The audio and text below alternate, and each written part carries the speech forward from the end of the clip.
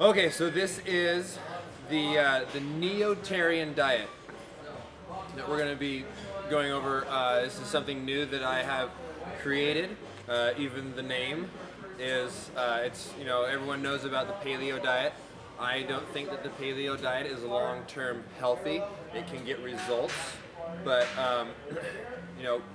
God gave us grains. They grew out of the ground in abundance. We should use them. And high volume of protein intake is definitely associated with problems with your body, diseases and other things that can be created by consuming way too much protein. So this nutrition program will cure a lot of that. You're definitely allowed grains, and it's more about what you could. So it's in the first section here. I talk about it's modeled after the eating habits of the Neolithic man. So in the Neolithic era is when farming really started and keeping livestock. So this is also the period in time where human population boomed. The largest growth seen up until that point was just put everything else to shame, and all of a sudden we had civilization. And this all happened because of farming and livestock. This is of course the little caveat. This is also when infectious diseases started because of keeping livestock. But we won't mention that because that's being too close to your livestock. Okay, but there's nothing wrong with the livestock. Okay, so before we really get into the Neo-tarian diet that we're going to be doing, this is going to get a little bit on the extreme side of things, and we're going to be doing a detox to start off with, because a detox really helps everything to work better in terms of weight loss and health.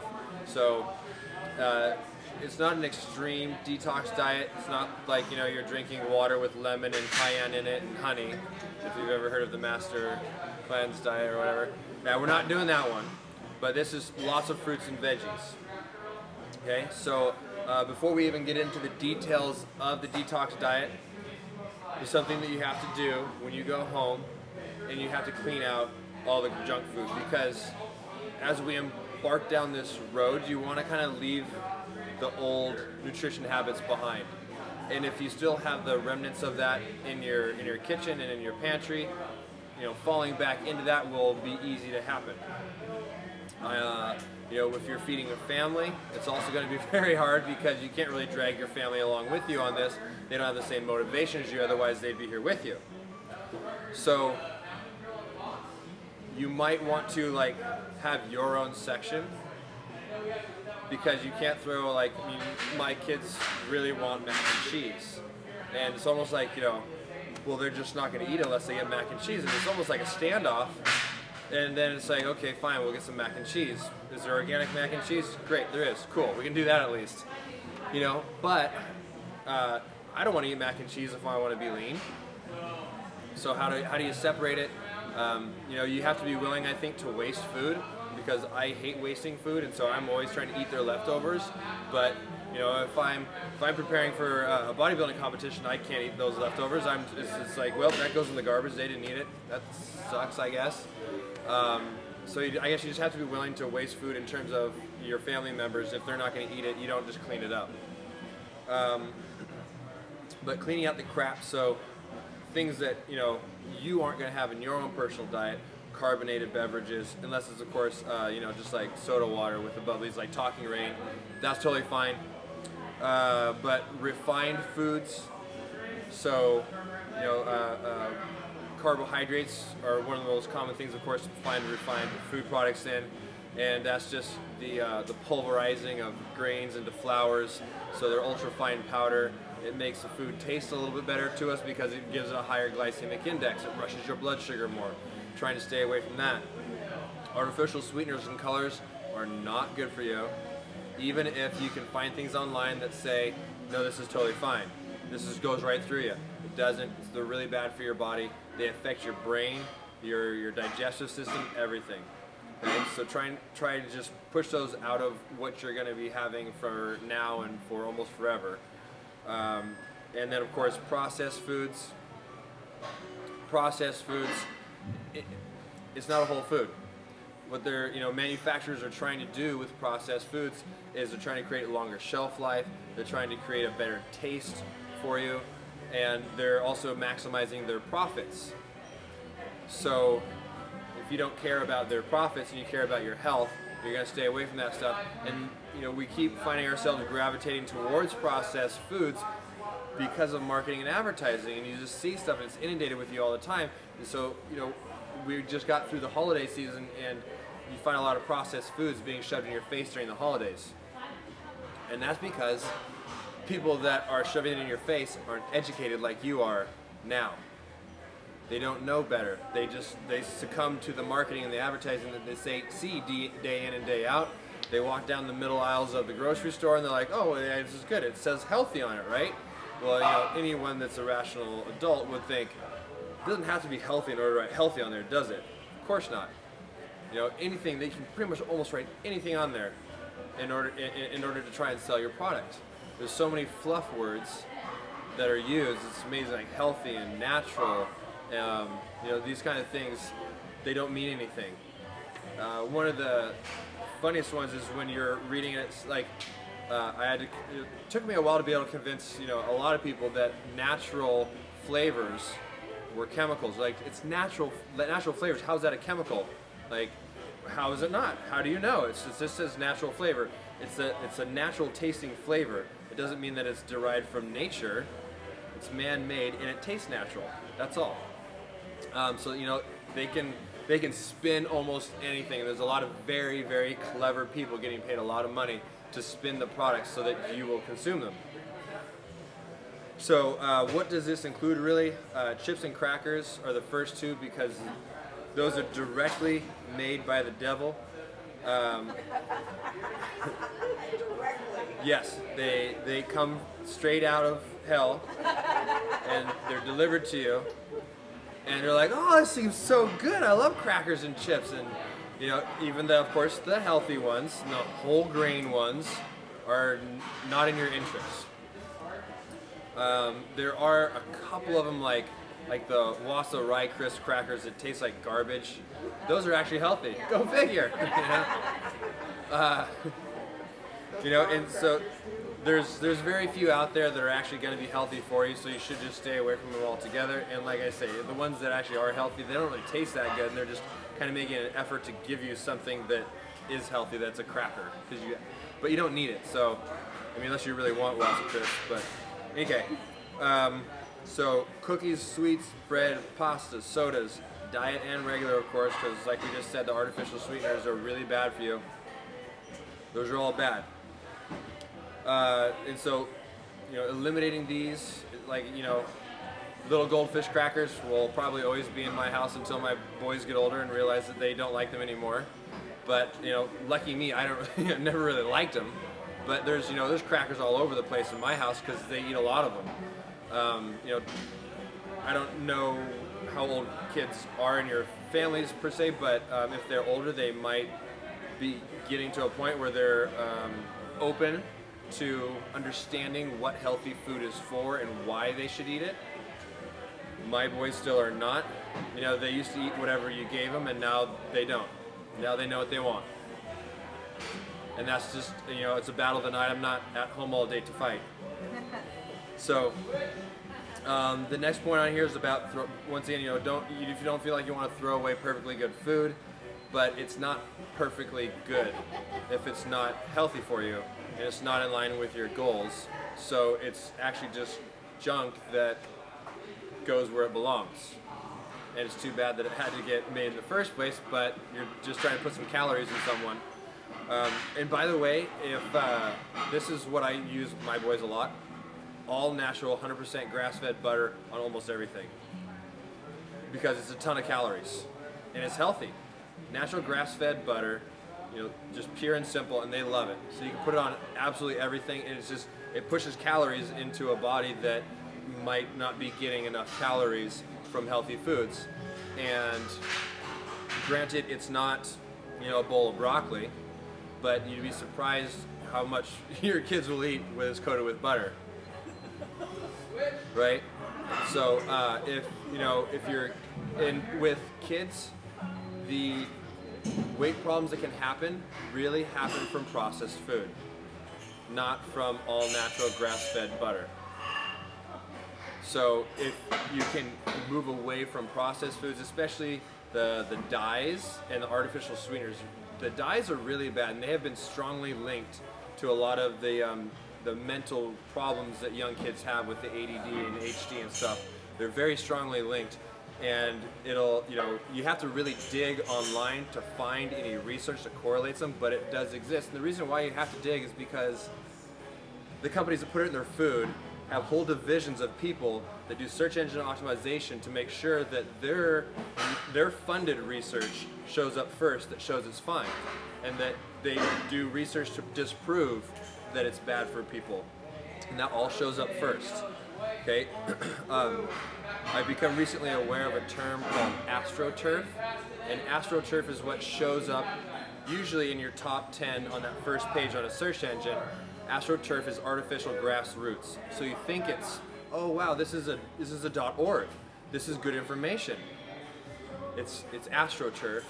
It's a nonprofit funded and started by these big companies so that they can then go out and do research by independent companies to provide the information that they want, and then provide the websites and the web pages and the research topics, and then they have their other department do the search engine optimization to put it right in front of you.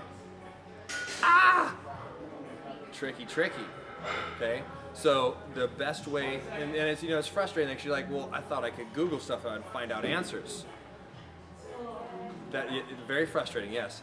I'm very frustrated as well. But then I reassure myself by knowing that if I choose whole foods, all natural-based whole foods, I don't even have to worry about researching if this is going to hurt me or not. I don't even go there. We just have natural whole foods. Stay away from anything that's processed, and that's the way to get around it. So then you see in there, and the goal is to have all unhealthy foods removed from your home before you go grocery shopping and replaced with healthier options. Like I say, if you can't because you're feeding other people and you're trying to slowly bring them into the fold, just make your own section, your own cupboard with the foods you eat. So that I have the habit, and you guys still might have the habit of when you're hungry, go to the fridge, open it up, and just look around and stare. And if nothing first grabs your eye because nothing is right, you're going to close it and walk away, and then you're going to come back 5 minutes later and do the same thing and look around. And you do that a few times, and then each time you're becoming more and more willing to grab the foods that aren't healthy that are in there. So maybe a shelf in your fridge that this is my shelf, I'm not going to go to the other shelves. Same for have your own cupboard. This is my cupboard, I'm not even going to look in the other cupboards. And then as we go through this program and we get into meal prepping, you'll have solid, tangible things, so you know that your shelf will always be full of the good foods. So without meal prepping, if you open up your fridge and that shelf is always going to be empty because you're not meal prepping, you're always going to be stuck, right? So step 2 then, grocery shopping. Biggest thing here, of course, is not to restock bad foods. And if you do have to buy them to feed others in your family, make sure they're in their own sections. Don't go shopping hungry. That seems like a lot of this stuff, it's interesting. A lot of this stuff is like, this, but you're here and you're learning about it to like refresh it and put it in your mind right out in front. Like, okay, this is what I do and I don't do, so I don't mess up, because we forget. Make a list before going to the store. You can derive a list from this on the back side of the 4th page, or all the foods that you can and should be eating over this next week. So that's basically your list. Obviously you shouldn't and don't need to buy all of it, but pick your favorite things, and when you're making your grocery list, you're trying to plan out what you're going to be eating. And so when you're doing your dinners, so you're going to do a fruits and veggies all day long, and then dinner, you eat a Neo-tarian dinner. And so you can just go straight off these examples, and when you're going grocery shopping, you're going to buy some halibut, you're going to buy some wild rice, you're going to get broccoli, cauliflower, carrots, you're going to cook that exact meal. Of course, you can also deviate and go with some of the other ingredients off the list on page 4. but build your list and be ready when you get there. And then when possible, buy organic and non-GMO foods. So with that, it kind of goes along with supporting what you believe in. You know, none of us are going to be able to stop the big companies from producing food and marketing food that's bad for us, but our consumer decisions can at least help the companies that are making the right foods. And that's very important, because if everyone just, you know, decided that organic was garbage and like it doesn't really matter, or all the organic food companies would go out of business, and then we wouldn't even have that as an option. But you know, support them as much as you can, because they're practicing sustainable farming. They're not using pesticides and fertilizers on our lands. That's nice. I appreciate that, and so we want to support that. With fruits and vegetables, it becomes increasingly important to buy organic, because it's really hard, especially with a lot of the fruits and vegetables, to wash all of the you know, pesticides off, right? So like with berries, you can't scrub a raspberry, you know? So buying organic raspberries is pretty important. Blueberries, a little easier to wash off. Apples, pretty easy to wash off. So you can kind of, in your decision make, broccoli, can't scrub it at all. Like, there is so much surface area to broccoli florets. You should definitely buy that organic. You're never going to be able to clean in all those little tiny florets. You know, the worst thing you have to deal with when buying organic is there might be some bugs in your produce. Oh well, you know, places all around the world eat bugs because it's actually healthy. It's good sources of protein and amino acids in bugs.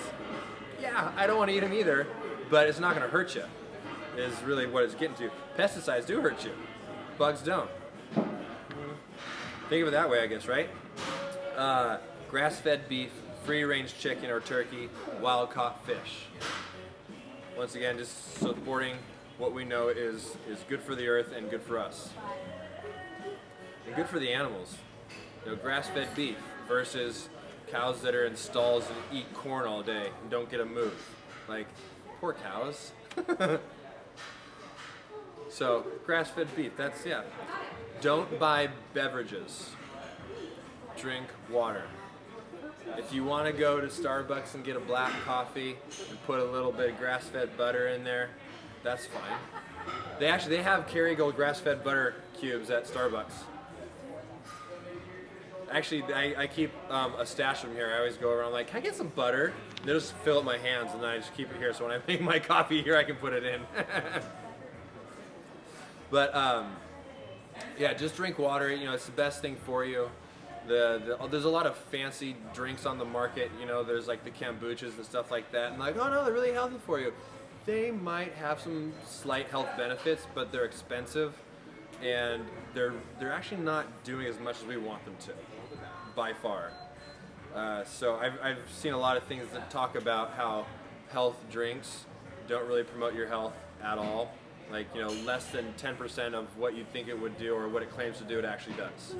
So might as well just drink water. And then the last one on that is avoid the middle of the store. That's where all the processed foods are. You know, there's a produce section, which is everything's refrigerated. It's fresh. It has to be refrigerated. You know, the middle of the store is where everything's frozen, processed once again. You can go to the outside edge to find the meat department. Don't buy, when you're buying your meat though, lunch meat's pretty bad across the board. So, you know, bread is not really something you should be having too much of either.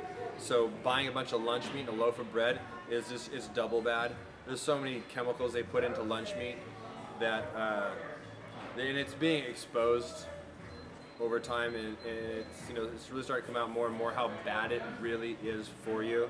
And thanks to the World Health Organization, who's really been pushing forward and taking a stand against a lot of the chemicals that they put in meats.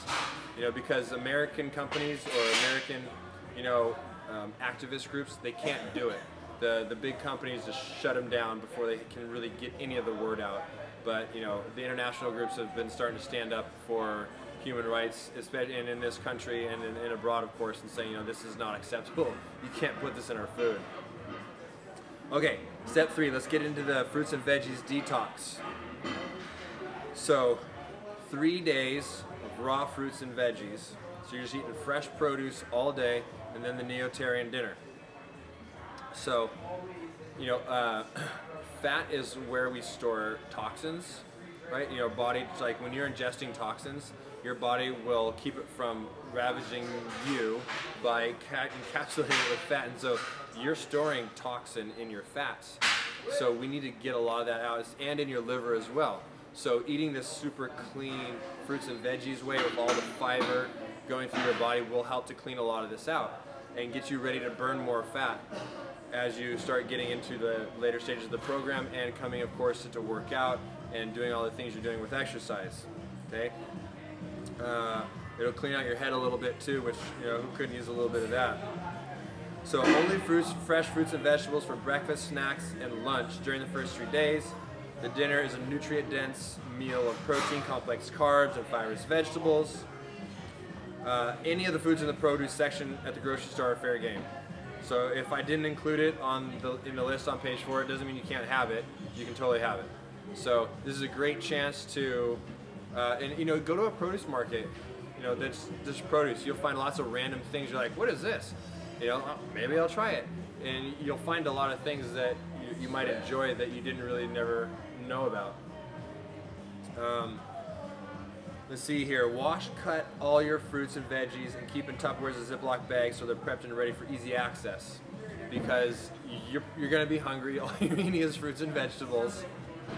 And you know, without fats or complex carbs and proteins, there's nothing that, like, you know, sticks to your ribs, as they say. There really isn't. And you'll get hungry pretty fast. It's, you know, fruits and vegetables aren't very nutrient dense. You know, there's not a whole lot of calories in them. So when you're eating this, you'll be hungry pretty soon, and you could probably, you know, go through a starvation diet the first day and barely eat anything, and then have your sensible dinner, and then the second day you might fall apart though. And if you know, kind of still like, well, I had an apple and I had a bag of carrots and I didn't really eat anything else, but I wasn't really hungry. You're gonna fall apart, and then dinner, you know, you're gonna want too much of the carbs, too much of the protein. The third, and that's just not how you want to do it. You want to flush this through your body. You want to get clean, so you just pound it all day long. Just eat it, just keep eating it, and it kind of almost works really nicely to have that fear that you're going to fail if you don't eat a lot. So just keep it in your head. You have to keep eating, or I'm gonna fail, because you don't want to fail. Everyone kind of has a deep-seated fear of failure, and that was kind of part of our human characteristic. So use that while you're doing your fruits and veggies detox to keep eating it throughout the day. And then when you get to dinner, if you've successfully done that, you're not starving. You can eat your sensible dinner, and it's not even a big meal, and you're totally fine with that because you pounded fruits and vegetables all day. Okay? So some ideas then would be for breakfast. The fresh fruit salad is pretty nice for breakfast. I've tried just doing straight veggies for breakfast, and it's okay, but the sugars from fruits are nice in the morning. They feel good. So, you know, whether you're doing berries, bananas, apples chopped up together, you know, fresh fruit salad is really pretty delicious. Lunch, giant salads, and this is just a good habit to get into, is making these big salads for lunch. And then as you start adding in complex carbs and proteins and healthy fats, you know, you just add those to your salad, but you're already kind of like, okay, I know how to make these. I've been doing this for 3 days. Keep going with it. And then when you're adding in stuff, it's real nice. And then also, too, this can kick you out of a salad dressing habit, because all you can do is fresh squeezed lemon on it. And you'll realize that a salad doesn't have to be coated in saturated fat dressing in order to taste good. I'm going to answer questions at the end. I'm sorry. It's okay. I was just it's for the sake of the video, to keep the video condensed. And then snacks. So this is, you know, your little Ziploc baggies full of your veggie and fruit treats. And so with fruits, you know, they don't always have to be cut up and ready. Like an apple doesn't have to be cut up and ready. An orange doesn't have to be cut up and ready. Those are easy enough when, you know, snack on that. Same with a banana or whatever. But vegetables, yeah, you kind of have to really get those ready. And so when you're ready for your snack, you can just grab it and eat it, because you're grazing with this. You're grazing all day. I have a little star here. You may add a quarter cup of black beans to lunch if you're totally drained or low on energy. You can also use, the black bean and corn combo, so maybe just like a half cup of black bean and corns mixed together and put that with your salad. So if your job is physically demanding and you're burning through energy, you probably need that. If you feel like you can't think, you probably just need the carbs. And that'll kind of hit you around lunchtime when you're like, I can't focus, I can't think. You probably you burn through a lot of calories so far, and what you've been consuming hasn't compensated enough, and your brain has no fuel. So have the half cup of black bean and corns. I would hate for anyone to get in trouble at work or whatever because they're doing a fruits and veggies detox and they're just not productive. And then of course the dinner options are below there. There's only 4 options I've listed, but if you can vary as much as you like, as long as you're kind of staying within these constraints, and you're having some form of a lean, healthy protein with complex carbohydrates, and then some vegetables, and then getting more variation of that would be on page 4, where you've got your complex carbs, proteins, fats, and fruits listed. Okay, so keys to success for that last part we just talked about. I've said it already. Eat vegetables constantly throughout the day, fruits and veggies. Let's see here. It's not a normal breakfast and lunch, so you need to be ready. And I already mentioned if you don't eat as much throughout the day, you have a higher propensity to binge at night when you get to that sensible dinner. Black coffee is okay. If you can do green tea, it will help more with the detox effect to go with green tea versus black coffee. Coffee beans are roasted. Roasting creates a small amount of carcinogen on those coffee beans, and carcinogens are a known cause of cancer. So it's a toxin. So if you can avoid that right now, I'm not saying don't drink black coffee ever. I drink black coffee. Well, actually, I drink coffee with coconut oil and butter in it. But it's bulletproof. It's delicious and nutritious. Anyway, if you can do green tea, it's a little bit better for your health, especially during the detox. Let's see here. Once again, if you're not able to function, quarter to a half cup of black beans and corn. Try and get all the sleep you can, 7 to 8 hours. If you do get a headache because you're detoxing, just a little Aleve or Advil and you should be okay. So after the 3 days of that, you're going into a transition diet. And now this is also very important, so I'd prefer if you would just eat what I have on here, because after doing something that's kind of extreme like a detox, if you don't transition out of it properly, your body will want to store everything that it can because you just kind of starved it for 3 days. And so then it's just a survival mechanism. When you do get the calories, it's like, cool, store it. Let's store this. So in order to avoid that, you have to be pretty careful. So as you can see on here, how I've laid it out, it should be pretty safe. Scrambled eggs, black beans, bed of spinach. Okay, with the beans, you're doing like a quarter cup to a half cup at the most. And their beans are very high fiber, so it's not going to overload you on calories with the carbohydrates at that point in time of the day. Your snack after that is an apple with a quarter cup of nuts. The apple is a low glycemic fruit. It'll give you a little blood sugar, but it's not going to rush you with too much. It has kind of a low glycemic load, which means it's not going to give you a ton of sugars at one point in time. And then the nuts are going to give you that healthy fat to make everything digest a little slower as well, and some protein in there. With lunch, this is chicken breast, half cup of brown rice, vegetables. Brown rice, nice slow digesting complex carbohydrate. The cruciferous vegetables are the most fibrous of the vegetables.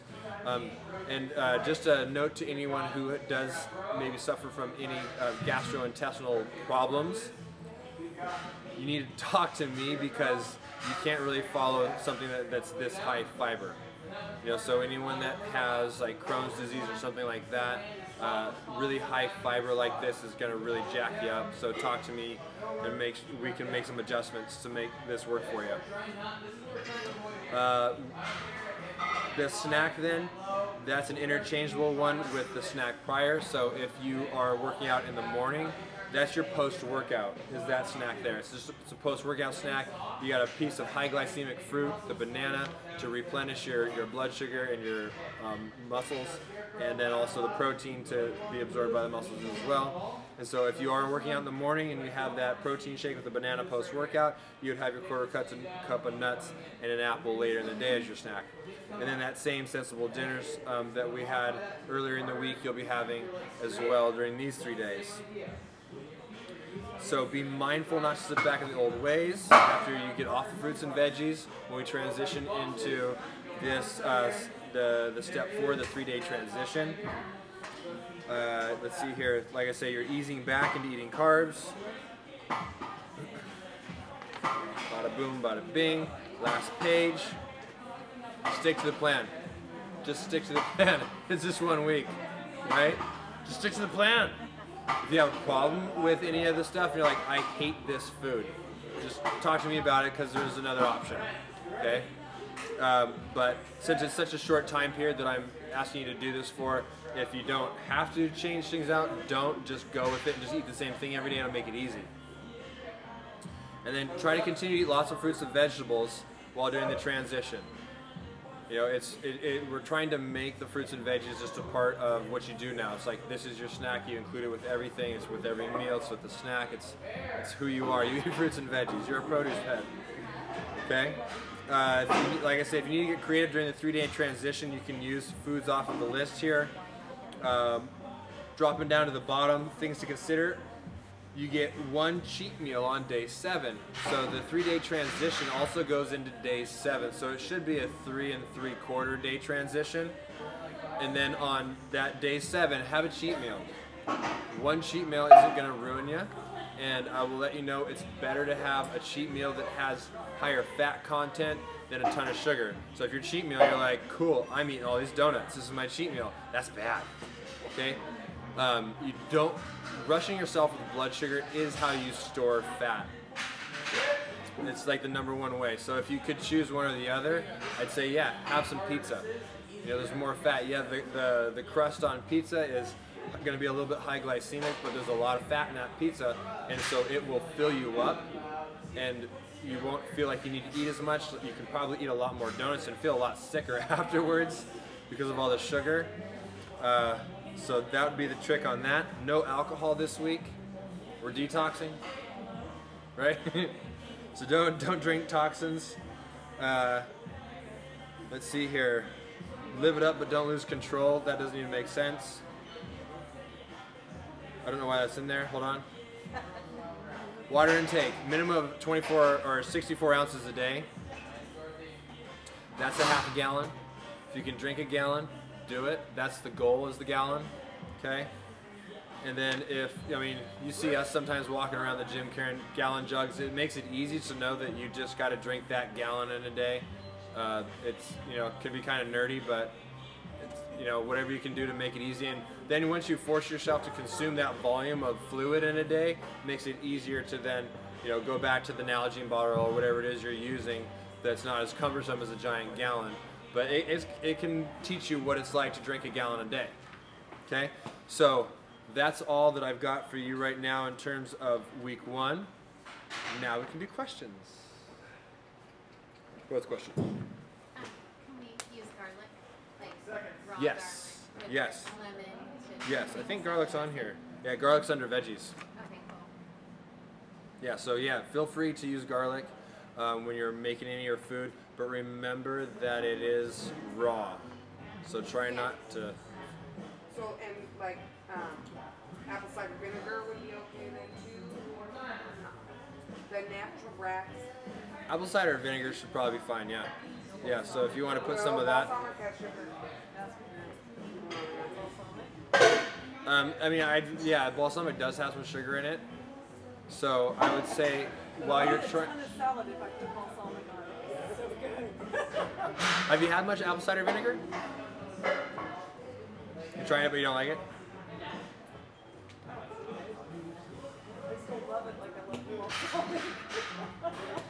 I love balsamic more as well. But try some apple cider vinegar.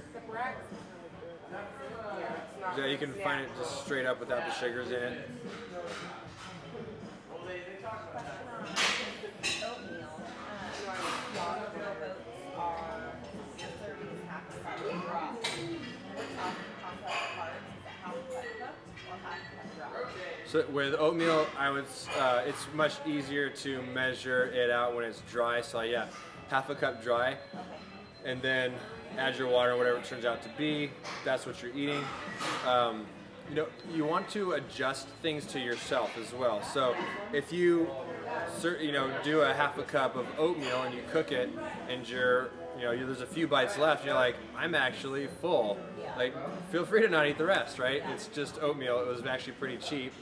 So just discard the rest, no big deal. And that way you can learn what your proper portion sizes are for things.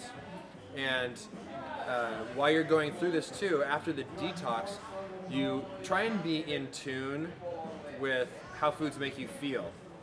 Because as you start having things again, if you feel bloated after you eat something, probably means that you're not digesting it properly and you might have a slight intolerance to it. I found out that I have an intolerance to cabbage and celery. Weird. And now that I know that, when I have them, and I notice that I'm like, man, I'm so full. I'm not that full. I'm really bloated because my stomach's reacting to what I ate that my body doesn't like. So once you detox and then you start adding foods back in, you'll be a little bit more susceptible and hopefully aware of how you're feeling when you eat the foods that your body doesn't like. Yeah. I'm just curious with all the hype against carrots, bananas. They always say those are the bad foods or fruits. So, with bananas, are they good or bad?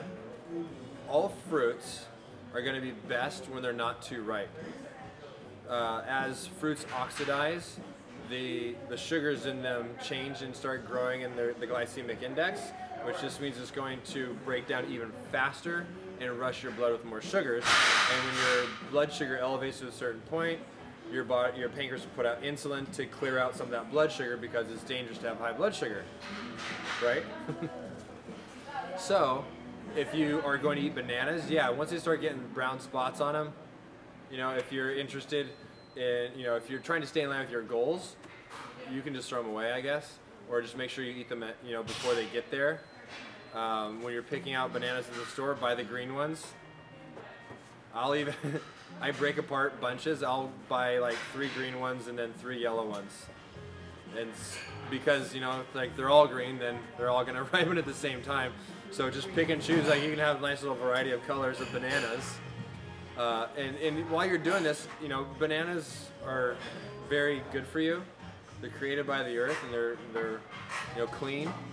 And if you're not having a bunch of refined carbohydrates, you're not gonna gain weight from eating a banana, especially post-workout. Notice that I have the banana post-workout.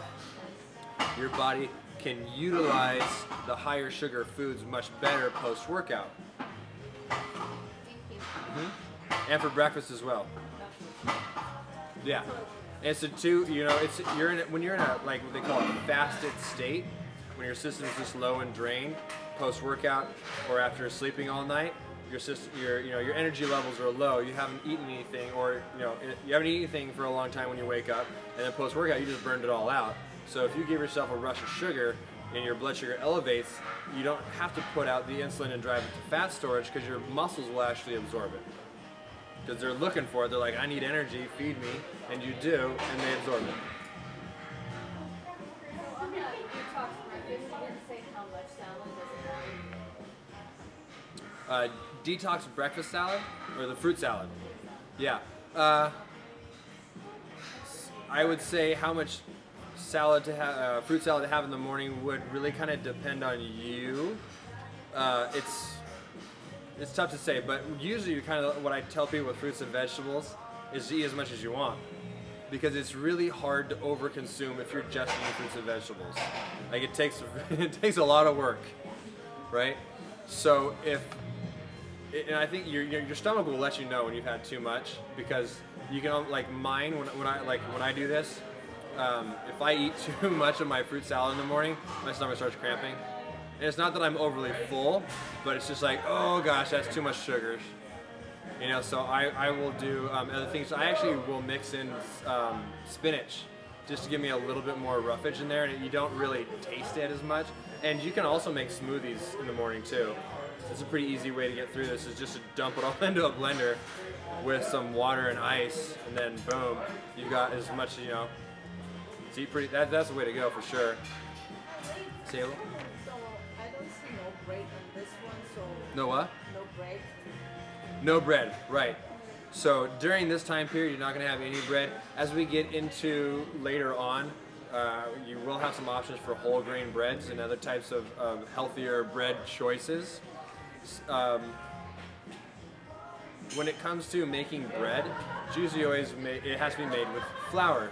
And it's the breads that are made with stone ground flours, because the grains are not pulverized to the fine powdery consistency that the refined flours are. Stone ground leaves them a little bit bigger, and thus they digest a little bit slower. So that's better. And that's what you'll have an option to be consuming later on. But I really would hope that everyone kind of becomes accustomed to these complex carbohydrates while going through this.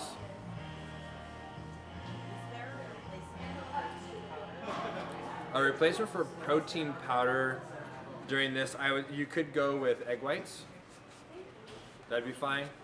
You could do. You just don't like protein, like. No, I just feel stomach ache, literally. Like even vegan protein. Yeah. So what a lot of us here, the trainers, will do is we always have cartons of egg whites in there.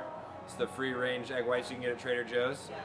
And then we'll make post-workout smoothies, and it's just, you know, vegetables and all this other stuff, and we'll throw in chia seeds and hemp seeds, and then just dump some egg whites in and mix it up and down the hatch. I mean, you don't even, it's not, you don't like, wow, I can taste the egg, like you can't at all. You don't even notice it's there. It just tastes delicious. And over here where it says scrambled eggs, how many? Like 2? Yeah, 2 eggs is fine for scrambled eggs. You can also, if you want, you could do like 1 whole egg and then some egg whites. Okay. But I have a hard time. I'm more of a whole egg person myself, but I'm not 100% against egg whites, so. It's the timing, because if I try to come at 6 o'clock and then I have a protein shake after boot camp, and then I still have to try and get dinner in, and try and not eat 3 hours before I go to bed, and try and get to sleep and have 8 hours. Yeah, so not eating 3 hours before bedtime it's a tool that is used to stop people from eating and then lying down while the food's still digesting. If you eat clean all day and you go home and you have another clean dinner, you're going to digest it quickly. Clean food digests quickly. Compared to, you know, processed foods, saturated fat foods, things like that. Now, it's not like you're going to be having any cheese that's going to be sitting in your belly for a long time, slowing the process down. If you still feel like there's not a big enough window when you get home after your workout to have your post-workout snack and then eat dinner, I'd say while you're leaving here, you could you could have it here instead of going home and then having it. And then, you know, by the time you get home, get the food ready, and then dinner's ready, you would be hungry again, I would think, after a big boot camp workout. I know I am. You know, a lot of times I work out at the end of the day because I just work all day. Okay, now I got to go home. So I'll hit my workout, and if I don't have something before I get home, I'm an angry bear once I get home. Like, where's the food? Why is everything messy? What's going on around here? Why is this over here? What's going on? Why are you yelling? I'm like, oh, it's me. So, because I'm so hungry that so I'll have my protein shake and I'll try and eat a piece of fruit or something, then go home, and then it doesn't matter. I'm not like, I need to eat right now. I can, you know, do a couple things, help pick up a little bit, then I can sit down to eat. So, like dinner at 8 o'clock is okay then? Yeah, and you know, the 3 hours, like I say, is a rule that is kind of like handed out to the general population to help prevent people from eating right before bed and snacking right before bed. And you know, but if you have a structured nutrition program throughout the entire day, don't really worry about that as much. You don't really want to eat dinner and then half hour later go to bed. I would agree with, you know, saying no to that. But a healthy meal should digest in an hour. It should be in your intestines and going out to your body within that hour, and you shouldn't have to worry about it sitting in your stomach, which is what you're trying to avoid. Remember to have this protein shake with me, or have my protein in. Yeah, and if your your protein shake, if you don't have like a full shaker of water too, that'll help it to get in faster because you don't have a belly full of water. You know, it doesn't have to be a whole banana. It could be an apple. It could be half a banana, whatever, a pear.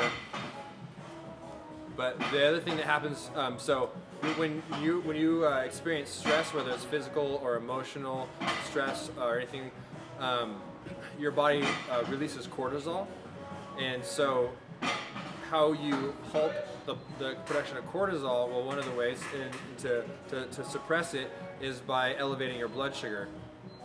So post-workout, you have a piece of fruit, elevates your blood sugar, it suppresses cortisol production. Cortisol is it's a stress hormone. It makes us retain body fat, you know, build body fat. It's bad for you all around.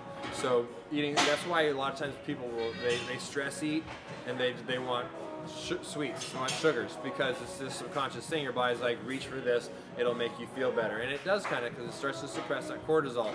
So having a piece of fruit post-workout is a perfect combination. You're getting something healthy in your body, and you're suppressing cortisol, and you're replacing some of the energy that you burnt out that should be in your muscles.